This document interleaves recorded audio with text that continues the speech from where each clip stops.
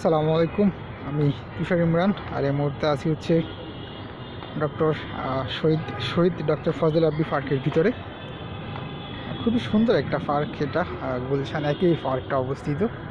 তো পার্কের এখানে খুব সুন্দর একটা ব্রিজ রয়েছে, ব্রিজের উপর দিয়ে হেঁটে যাচ্ছি আর ভিডিওটা তৈরি করছি।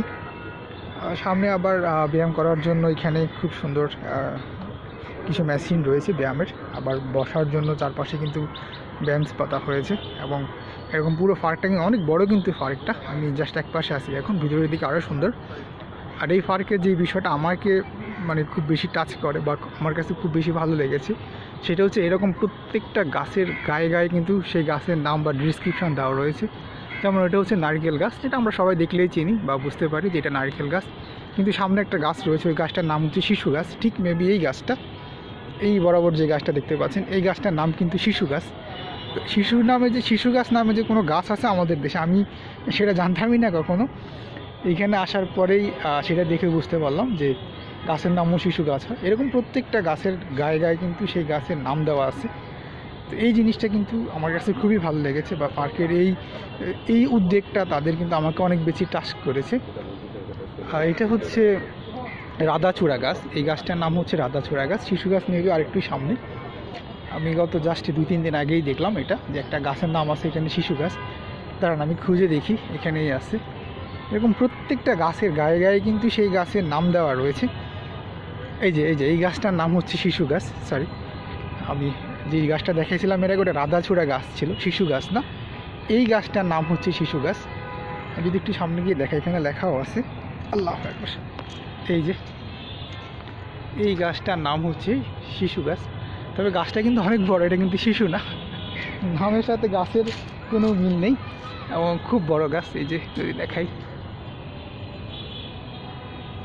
এরকম আরও গাছ আছে এখানে। বট গাছ আছে, বাদাম গাছ আছে, তাল গাছ আছে। ভিতরের দিকে গেলে আবার তাল গাছ রয়েছে। এই যে বলছিলাম যে এখানে ব্যায়াম করার ব্যবস্থা রয়েছে। এই যে, যদি আমার আগের ভিডিওগুলোতেও সেটা আমি আপনাদেরকে ঘুরে দেখিয়েছি। এই গাছটার নাম হচ্ছে আবার মেহগুনি গাছ। এরকম প্রত্যেকটা গাছের গায়ে কিন্তু ডিসক্রিপশান দেওয়া। তো পার্ক কর্তৃপক্ষের এই উদ্যোগটা খুব ভালো লাগলো। তো আমরা যারা নতুন গাছ চিনি না, আমাদের জন্য খুব ভালো হলো। তো এখানে ছোটো বাচ্চারা এই মুহূর্তে ব্যায়াম করছে, বড়রাও করে, আবার দুপুরের দিকে কিছু মহিলাও আসে এখানে ব্যায়াম করার জন্য। সব কিছু মিলিয়ে খুব সুন্দর এখানকার পরিবেশ। এখানে কিন্তু এই যে একটা তাল গাছ দেখতে পাচ্ছি, এরকম আরও ভিতরের দিকেও বেশ কয়েকটা তাল গাছ রয়েছে।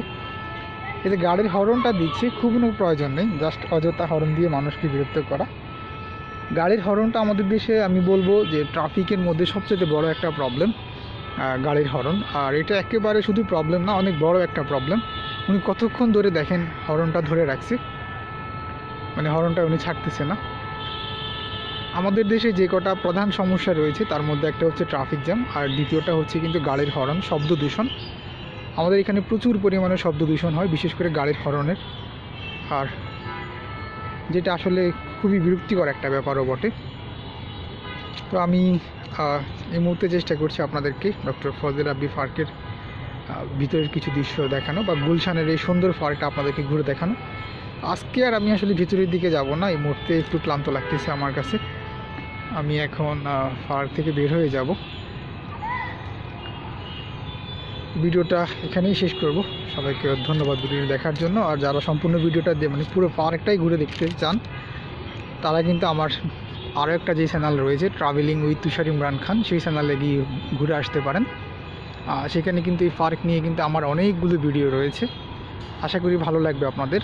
যদি সম্ভব হয় সাবস্ক্রাইব করবেন, আর ভালো না লাগলে সাবস্ক্রাইব করার দরকার নেই, জাস্ট ঘুরে আসলেই হবে। তো আজকের মতো এই ভিডিওটা এখানেই শেষ করছি। সবাই ভালো থাকবেন। আল্লাহ হাফিজ।